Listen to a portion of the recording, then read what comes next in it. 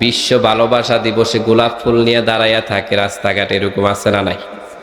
14 ফেব্রুয়ারি, কত ফেব্রুয়ারি? Valentine's day.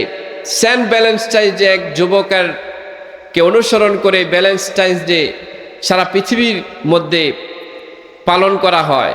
দেখা যায় কলেজ ইউনিভার্সিটি পড়ুয়া ছেলে মেয়েগুলো ওই ভ্যালেন্টাইন্স ডে সুন্দর জামা কাপড় পরে, মেয়েরা হলুদ শাড়ি পরে বিভিন্ন রকমের অপকর্মের সাথে তারা লিপ্ত হয়ে যায়। আসলে নয়, এটা প্রকাশ্যে হারাম, জানার কাজ। এটা ইসলাম কখনো সাপোর্ট করে না।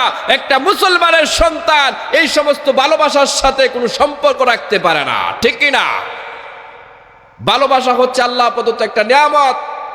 আল্লাহ তাআলা ভালোবাসার কথা কোরআনে বলেছে, ইন্নাল্লাহা ইউহিব্বুত তাওয়াবিনা ওয়া ইউহিব্বুল মুতাতাহহিরিন। নিশ্চয়ই আল্লাহ তাআলা তওবাকারী এবং পবিত্রতাকারীকে ভালোবাসে।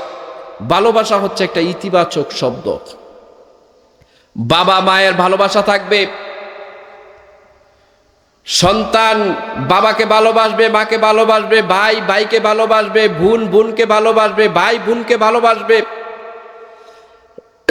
আত্মীয় স্বজনকে ভালোবাসবে। এটা হচ্ছে সুন্নাহ।